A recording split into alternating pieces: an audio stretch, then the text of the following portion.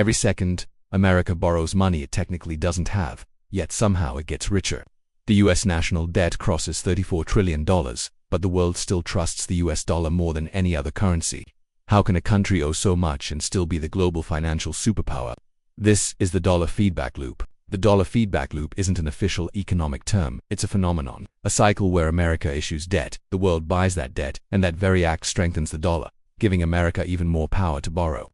A loop that feeds itself endlessly. From Tokyo to Riyadh, Zurich to Singapore, central banks hold US treasuries as a symbol of safety. They don't buy it for the returns, they buy it for the security. Because as long as the US exists, it must pay its debts, and the world believes that promise. This trust wasn't built overnight. It began after World War II, when the US emerged as the only major economy untouched by destruction. The Bretton Woods system tied the world's currencies to the US dollar and the dollar to gold. America became the world's banker. In 1971, President Richard Nixon ended the gold standard. For the first time, the dollar wasn't backed by gold, just trust. And surprisingly, that trust only grew. The US had discovered something extraordinary: it could print the world's most demanded currency at will. In the 1970s, the US struck a silent deal with Saudi Arabia. Oil would be sold exclusively in dollars. Every nation that needed oil now needed dollars first. This cemented the dollar's throne as the world's reserve currency. Here's where the loop begins. America borrows by issuing Treasury bonds. Foreign nations buy those bonds using dollars they earn from trade, often from selling oil, goods, and services. That money flows back into the US economy, fueling growth and confidence. And with that confidence, America borrows again. This system gives America more than wealth, it gives control. Sanctions, trade influence, and global financing routes all rely on the dollar. If the US cuts off a country from the dollar system, that economy can collapse overnight. It's not just currency, it's power. Critics call it financial imperialism. The US can live beyond its means while the rest of the world indirectly funds it. But others argue everyone benefits from a stable global currency. It's a paradox of prosperity built on trust, debt, and dominance. The dollar feedback loop is invisible, yet it powers everything from global trade to government spending. It's the quiet engine behind America's influence and the foundation of the modern financial system. But what happens when that trust starts to crack? In Part 2, we explore the machinery behind this loop and how America profits from its own debt. Behind America's global dominance lies a silent machine, a web of institutions, markets, and policies that turn debt into strength. To most people, debt sounds dangerous. But for the United States, it's a financial engine. Every treasury bond, every dollar printed, fuels a global demand that keeps the American system running. This is the machinery of debt, precise, powerful, and deceptively simple. At the center of this machine are US Treasury bonds, the world's safest asset. When the US government needs money, it doesn't go to a bank, it creates bonds. Investors, governments, and institutions buy them, effectively lending money to the US. In return, they receive interest and a promise of repayment backed by the full faith of the US government. That faith has never been broken. Foreign nations, especially China, Japan, and oil-rich countries, are among the biggest holders of US treasuries. Why? Because owning them means owning liquidity. Treasuries can be sold, traded, or held as collateral like gold that earns interest. It's not just an investment, it's a passport to global finance. At the core of the system stands the Federal Reserve, the most influential central bank on earth. When the government issues bonds, the Fed often buys them, injecting liquidity into the economy. This isn't magic, it's monetary policy. By controlling the flow of money, interest rates, and credit, the Fed decides how tight or loose the economy feels. Debt becomes a tool, not a trap. Every time the US issues new debt, the world rushes to buy it. That demand strengthens the dollar. A strong dollar makes imports cheaper for Americans, allowing them to live well beyond what they produce. So the very act of borrowing makes the US richer, temporarily at least. Here's the hidden genius of the loop. Countries export goods to the US earning dollars. Those dollars are then used to buy US Treasury bonds. The money leaves America, but soon returns through its debt market. It's global recycling trade in one direction, money in the other. Everyone participates in keeping the machine alive. Here's the paradox. America pays interest on its debt, yet earns influence and wealth from it. Foreign investors fund US deficits, allowing the government to spend more, build more, and even buy foreign assets. It's a system where borrowing doesn't weaken the empire, it extends it. The more America borrows, the more the world depends on it. Critics argue the US is drowning in interest payments, but here's the twist. A large portion of that interest is paid to Americans themselves, through pension funds, domestic investors, and the Federal Reserve. Money leaves one pocket of the US and returns to another. It's a closed circuit, disguised as a burden. Most countries must earn foreign currency to pay their debts. America doesn't. It can simply print dollars, the very thing the world craves. This is called the exorbitant privilege. It allows the US to fund wars, infrastructure, and innovation with paper others are willing to hold forever. But every system has limits. What happens when interest rates rise? Or when foreign buyers lose confidence in US debt? For now, the machine hums quietly, powerful and stable. But beneath that hum lies a question that could reshape the world economy. Can this loop last forever? In the next part, we dive deeper into the inner workings and the cracks forming inside the system. Every country wants dollars. Not because they love America, but because they need it. The dollar is more than currency, it's oxygen for the global economy. From trade deals to oil purchases, international reserves to foreign loans, everything revolves around the greenback, and the only way to get it is to keep lending to the US.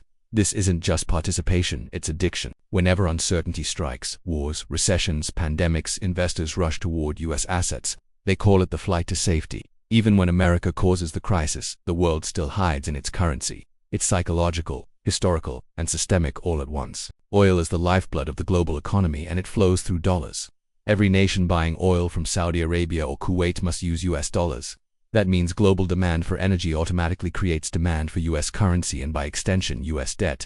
Every barrel of oil sold is a quiet reinforcement of American financial supremacy. America buys more than it sells, running massive trade deficits. But that imbalance isn't a weakness, it's a feature of the system. Foreign exporters earn dollars from US consumers, and those dollars must go somewhere. They end up buying US Treasury bonds, completing the cycle. The world produces, America consumes, and everyone keeps playing their part. No country benefits from and fears the dollar system more than China. As the world's largest exporter, China earns trillions in US dollars. Instead of letting those dollars sit idle, it invests them back into American debt. It's an uneasy marriage. Beijing funds Washington's spending while competing with it for global influence. Breaking up isn't easy when both sides depend on the same currency. For developing nations, holding US dollars is survival. Their local currencies are volatile, their institutions fragile. By holding dollar reserves and buying treasuries, they anchor themselves to a system they don't control but desperately rely on.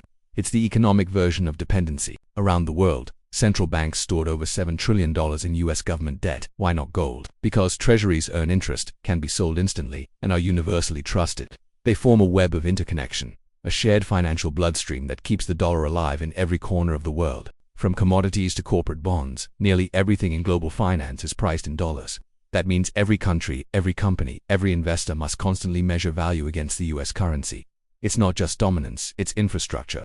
The dollar is the ruler by which the world measures money. The world's addiction to US debt is both stabilizing and dangerous. If everyone stopped buying treasuries tomorrow, markets would crash.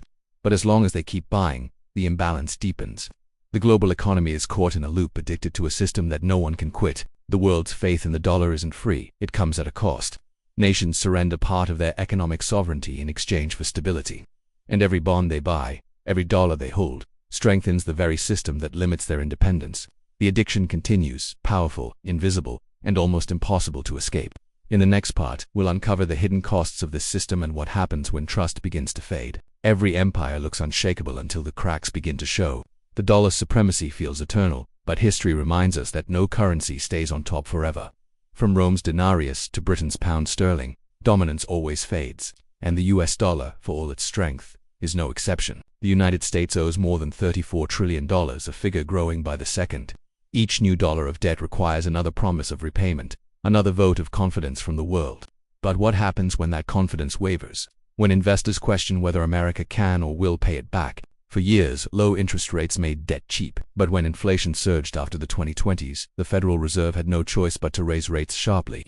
Suddenly, the US was paying hundreds of billions in interest, more than its defense budget. The cost of borrowing became a ticking time bomb inside the loop. When a country prints more money than its economy produces, value erodes. Inflation eats away at purchasing power, not just for Americans, but for anyone holding dollars. For nations with dollar reserves, inflation feels like a hidden tax imposed by the US. It's the global price of America's monetary choices. China has long dreamed of breaking free from the dollar's orbit. Through trade deals, digital currency experiments, and international partnerships, Beijing pushes the yuan as an alternative, while still far from replacing the dollar. Every new deal in yuan chips away at American dominance. The cracks deepen when rivals build their own walls. The BRICS alliance, Brazil, Russia, India, China, and South Africa, is working on its own trade currency. Their goal, to reduce dependence on the US dollar. If successful, it could fragment the global financial order that's existed since 1945. The challenge is no longer theoretical, it's underway. From Bitcoin to central bank digital currencies, the next frontier of money is digital. If nations can transact directly, bypassing SWIFT and US intermediaries, America's leverage weakens. Technology may do what politics never could, erode the dollar's monopoly, quietly, code by code. America's sanctions are powerful, but overuse breeds resistance. Countries like Russia, Iran, and Venezuela are building alternate payment networks to escape US control. Even allies grow wary of a system where Washington can freeze assets with a keystroke. Financial power, once absolute, now feels like overreach. The dollar runs on trust in us institutions, governance, and stability. But political polarization, debt ceiling crises, and government shutdowns shake that faith. Every time the US flirts with default, the world questions its reliability. The greatest threat to the dollar isn't foreign, it's domestic. The cracks are there, visible, growing, undeniable. But empires don't fall overnight. The dollar still reigns, not because it's perfect, but because every alternative is weaker. For now, the loopholes, held together by inertia, faith, and necessity. But when the balance tips, history will remember the moment the world's most powerful currency began to bend. Money is supposed to be neutral, a tool for exchange, not a weapon. But the US dollar has become something far more potent. In the modern world, control over currency equals control over power itself.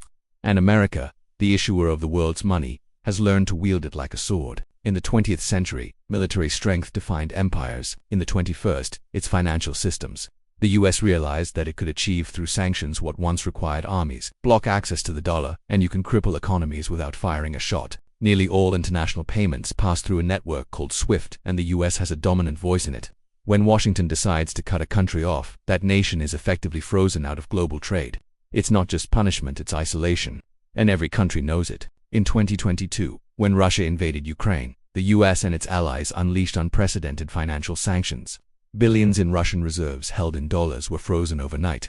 Major banks were cut off from SWIFT. For the first time, the world saw how instantly the dollar could become a weapon of war. Iran faced the same fate years earlier. When the US imposed sanctions, its oil exports collapsed by 80%.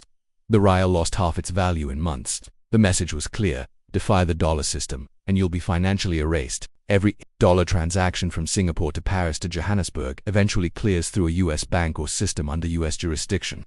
That gives America a master key to the world's financial doors. Few realize that every international dollar is, in a sense, a guest of the United States. Even America's allies feel the weight of this system.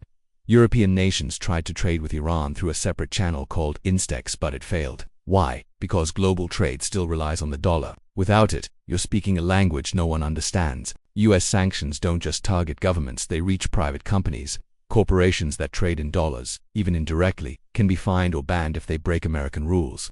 It's not just a system of finance, it's a system of compliance. And the cost of disobedience is measured in billions. Here lies the irony. The same system that empowers America also makes it indispensable. Even nations that dislike US dominance can't afford to escape it. They protest, strategize, and criticize, but still store their reserves in US treasuries. The weapon is too useful, too integrated, and too profitable to abandon. The dollar's weaponization gives America control, but also responsibility. Each sanction, each freeze, each financial strike reminds the world that dependence has a cost. And every use of this power fuels a quiet rebellion as nations search for alternatives. Power, after all, is never permanent. In the next part, we'll explore how this loop might finally unravel, and what the world could look like after the dollar's age. Every system, no matter how powerful, faces its reckoning. The dollar's dominance has lasted for nearly 80 years, longer than any currency in modern history. But beneath its surface, change is stirring. From rising global debt to digital innovation, the world is quietly preparing for life beyond the dollar. The question is America ready? In 2025, US interest payments crossed $1 trillion a year. More than defense, more than education, the government now borrows just to pay for past borrowing. It's sustainable only as long as investors believe in the loop. The moment they don't, the machine stalls and panic begins. The American economy thrives on cheap credit and global demand for its debt. But when inflation rises, the cost of sustaining that system multiplies. If prices outpace wages, and confidence in the dollar slips, the entire financial ecosystem trembles. It's not just a number problem, it's a trust problem. From Asia to the Middle East, nations are experimenting with de-dollarization, settling trade in local currencies or gold. China pays for Russian oil in yuan. India trades with the UAE in rupees bit by bit. The dollar's monopoly is eroding, not collapsing, but leaking influence drop by drop. Central bank digital currencies or CBDCs could redefine the financial world. If countries can transact digitally without using US banks or SWIFT, the dollar's gatekeeping power shrinks. Digital money may not destroy the dollar, but it could end America's ability to control global liquidity. In theory, debt fuels growth. But if borrowing outpaces productivity, growth turns into dependency. The U.S. economy now grows slower than its debt, meaning each new dollar borrowed yields diminishing returns.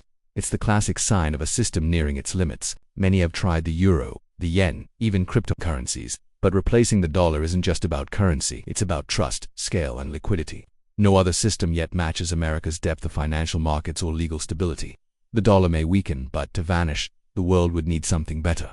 So far, that something doesn't exist. Even as critics warn of collapse, the U.S. holds unmatched advantages: a massive consumer market, deep capital markets, a trusted legal system, and military reach across the world. These are not easily replaced. They form the scaffolding that props up the dollar long after the math stops making sense. America has reinvented its economy before, after wars, depressions, and oil shocks. The same ingenuity that built Silicon Valley and Wall Street may yet find new ways to sustain the loop. Maybe the future isn't collapse but transformation, a smarter, digital, and more balanced form of dollar dominance. The dollar feedback loop is more than an economic system, it's a mirror of the modern world. Built on trust, powered by debt, and held together by global interdependence. America profits from its own debt because the world allows and even needs it to. But every loop, no matter how strong, eventually resets. When it does, history won't just record how America built its empire, but how it managed to turn borrowing into the most profitable business in human history.